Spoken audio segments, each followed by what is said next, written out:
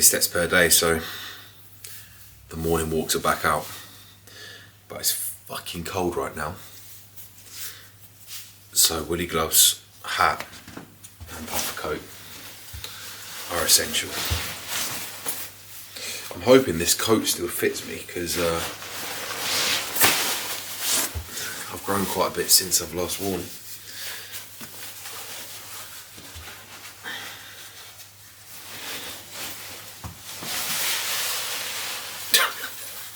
It's a bit tight.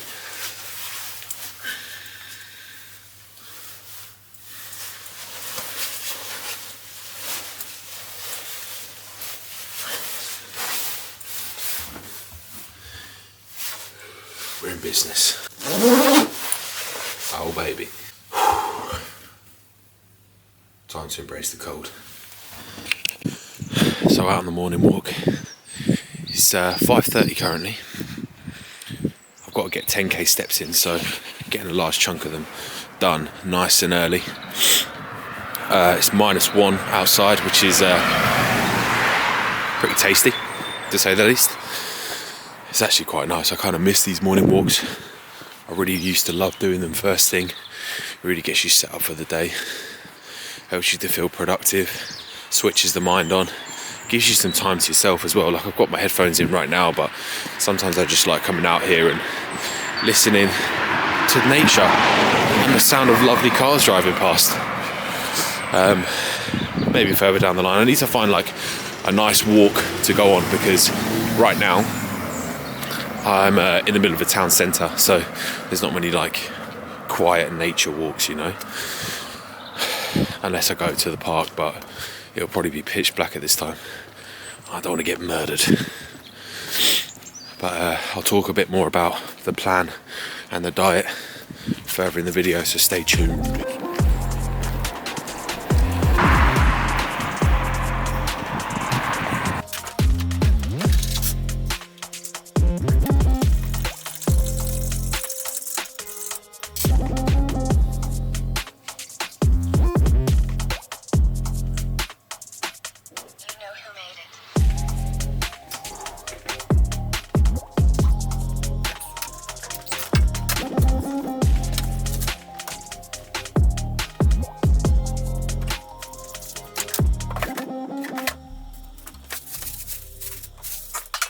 Today's breakfast, I'm taking a bit of a risk. I'm going back in with eggs. Now, I think eggs disagree with me. However, after my first meal, most days I have digestive issues, and I've been trying to swap out different things, and I just don't know what's causing the problem. I'm convinced it might be some of the supplements I'm taking first thing in the morning. Maybe they're just disagreeing with me now, but it's quite hard to put my finger on it. But basically, I'll usually wake up, I'll go to the toilet first thing, have my breakfast, and then within 20 minutes I'm back on the toilet, and it's just a bit of an overshare, but it's not solid. That's all I'm going to say. It's not solid at all. So I'm hoping now that food's come down a little bit, that might improve, but we'll see. Dilemmas.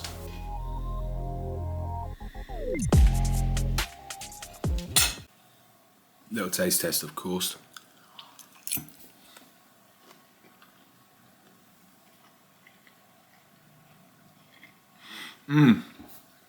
That's banging. That is really good. How unprofessional. I've missed having eggs, and it just goes so well with salmon and a cream cheese bagel. Spot on. Let's hope this doesn't come out of me in the next 20 minutes.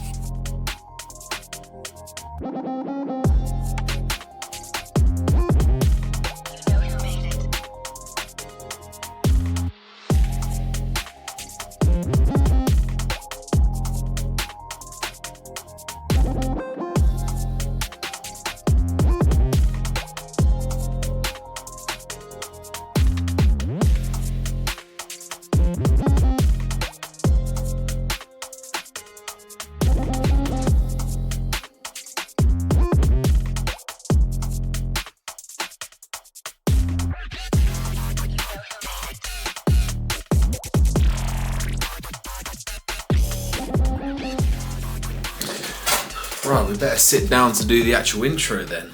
So, welcome back firstly. How are you all doing? This is the first episode of the prep series I have not found a name for yet. That's right. So yeah, if you can help me come up with a name for that, would be brilliant. I think I'm just going to call it the Classic Physique Debut. Rolls off the tongue nicely, that, doesn't it? Anyway, first episode. I thought I'd start this because today is the first day of the pre-prep diet. So I'm going to explain what that is, why we're doing it, and the plans for 2024. So had my check-in with Kieran yesterday. He sent across the feedback and basically said that, well, after reviewing what I told him, he thought it was a suitable time to start a diet now. The weeks before, we'd been kind of discussing that a diet was kind of looming, body fat's getting quite high, digestion's been thrown off recently a lot. Also, fatigue is very high from training, and I'm also deloading now. So we've kind of timed the diet, we've timed the diet with a deload. So firstly, I've got 5 days off the gym, so my first day back will be Monday. Today is Wednesday. And he's also dropped my calories down as well. So I'm going to put my previous calories up on the screen and my new calories up on the screen. So as you can see, quite a big drop, but I'm here for it. This diet was very well received. I've been pushing for a long time now, and not that it got uncomfortable as such, it was just like, I just wanted a bit of a change in direction, you know? Don't get me wrong, I could have continued pushing if I wanted to, but it just gets a bit monotonous doing the same shit. But ultimately, that's what you need to do to make progress. However, we need to do this diet now to get into a better position when we start prep. Because if I was to start prep with this level of body fat, it would be quite a traumatic experience. You'd have to pull off a lot more body fat in the same period of time, and it would just make the diet a lot more harsh. And don't get me wrong, I'm not trying to shy away from the hard work at all, but I still need to maintain a good service to my clients, and I still want to be able to function in the last 8 weeks of prep. So, you know, if we can put ourselves in a more advantageous position at the start, then why not go for it? So that's exactly what we're doing now. Putting off a bit of body fat, probably until like the end of January/February. The goal is to pull off about 10 kilos. So after that, we will then go into what's called a climbing maintenance, where we will build calories up, start to bring cardio down a little bit. The goal of that period is not to gain any weight. You may gain a little bit of body weight from the increase in carbohydrates, holding on to a bit more water, some more fullness, but it's going to be very, very minimal to zero fat gain during that period. And then we're going to start prep in a good position with calories relatively high, cardio relatively low, and body fat in a good position as well. And then we're going to look to do a first timer show September time, which I'm very excited for. I'm buzzing for it. September feels like a fucking age away, but we've got to do the work. This is a long game that we play. So that's kind of a wrap up of what is happening and what the plan is going forward. Throughout the rest of this prep series, we'll do training videos, physique updates, 4 days of eating, anything else that I can come up with. If you want to see anything, got any ideas for me, feel free to drop them down below, because I'm kind of struggling at this point. But that's enough waffling from me. I'm going to leave this clip there, and I'll chat to you in the next one. Right, it's the next day, and I thought we'd do a little physique update to mark the end of the bulk. However, I don't really want to take my clothes off because it's fucking cold. I've just had 2 PTs, and obviously I'm deloading now, so I'm not training. I've got no pump, and I've just eaten, so I'm probably bloated. And these are all just excuses because I'm a fat mess. Anyway, let's get naked. We're gonna have to take the trousers off as well, aren't we? Come on, Jan, don't be a fanny. All right, get them off. Get them off, get them off. Whee. Hopefully I haven't got a piss mark on my boxers.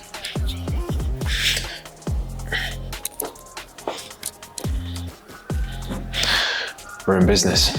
Right, I'm just gonna reiterate what I said earlier. 0 pump, bloated, and that's it. I'm cold, that's another excuse. So I actually dropped 0.5 kilos from last night, which isn't too shabby. 1 day of dieting, I can actually see a bit more detail as well already.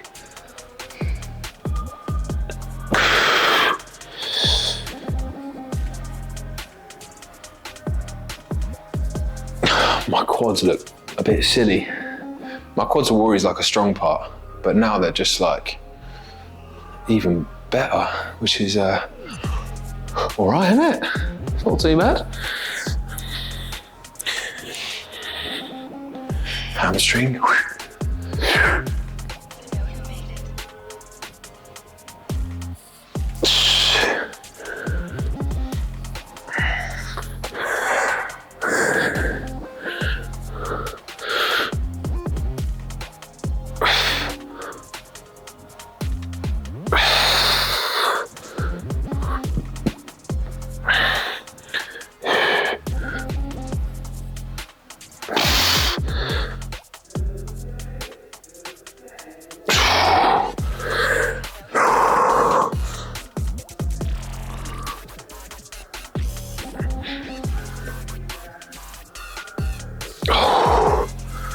How's the back look? All right?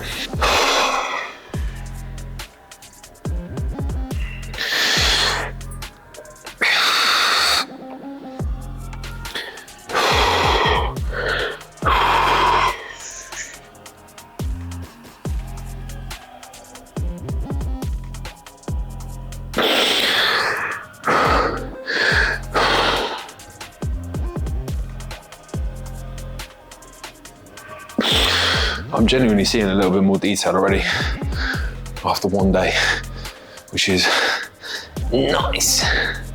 Right, that's enough, close it back on. Join me on the casting couch. Right, so to finalize this video, I wanted to do, firstly, let's move myself a little bit closer. I wanted to do a little wrap up on the off season and talk about a couple of lessons that I learned and share some knowledge with you people. So the first big lesson that I learned on what to do, what not to do next time, is to not be such a twat with the post show or post photo shoot or just post getting lean period. Now, the reason I say that is because after the photo shoot, obviously got quite lean. I kind of fucked it. I already knew within my head that I was gonna eat a lot of things off plan, enjoy myself, let my hair down. Obviously went on holiday as well, so that didn't really help. And it was just the accumulation of all these things that led me to gaining weight very fast. And realistically, I probably wasted 3 to 5 months, I would say, of potential gaining just from being a twat in that 2 to 3 week period. So I think going into this competitive season, I'm going to remember that and realize that post-show, don't get me wrong, I'm going to enjoy myself a little bit, but I'm not going to be such a prick or a twat with my food post-show. So yeah, I'm going to try and rein it in a lot quicker than I did after the photo shoot. So that's a big lesson. The second big lesson is to focus more on training performance rather than the visual look. If you get so caught up on the visual look all the time, you're never going to push your body to its limits, and you're going to cut the gaining phase short just because you're unhappy with how the visuals look. Do you think I look in the mirror and I'm very happy with how I look? Don't get me wrong. I look kind of big, like I'll give myself that, but I'm holding on to a lot of body fat. It's not very pleasant to see, especially when it goes to your face, but it's necessary to make the progress that I want to.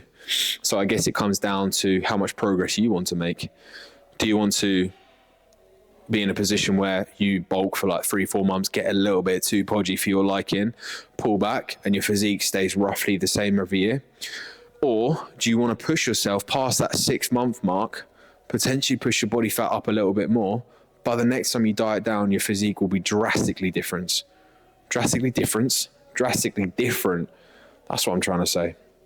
And I know which I'd prefer. So that's the second lesson learned. And the third lesson I guess I learned is digestion is very important, because when you got to the stage that I did where I was pushing like 4,600 calories on a training day, 4,000 on a rest day, if you're not eating foods that digest well with you, then your body's just not uptaking those nutrients as well as it could be. And, you know, those nutrients are key for the muscle rebuilding process and maximizing your growing phase. So you need to pick foods that sit and digest well with you. It's funny I mentioned this actually, because I mentioned this yesterday when, you know, that morning meal had been causing me some problems. And guess what? After that meal, I was on the toilet within 30 minutes. Now, this morning, I did a little experiment. I decided to not have my morning health supplement drink and normal supplements, and I didn't have any issue. So it's not actually food that's causing me the problem, which is, I guess, good news. It's something that I'm having in that morning health supplement drink. So I need to just do a process of elimination now and find out what is causing the problem. I've been having 10 grams of creatine rather than 5 for the past like 2.5, 3 months now, I think. So I'm going to start there, take away 5 grams, see if that makes a difference. But yeah, that wraps up my 3 lessons learned from this gaining phase. Now, if you're currently in the gaining phase as well, I want to know what your main lessons you've learned from your bulk, your gaining phase, your off season, whatever you want to call it. So be sure to comment down below, have a chat with me on Instagram. I'm keen to learn more about your off season and find out what you struggled with, what you've done well. If you're thinking about going into a gaining phase, reach out to me. I'd be more than happy to kind of like help you, guide you in the right direction, help you avoid the mistakes that I made, and we will leave it there. Thank you for watching. If you've stayed this far, fair play, and I will catch you in the next one. See ya.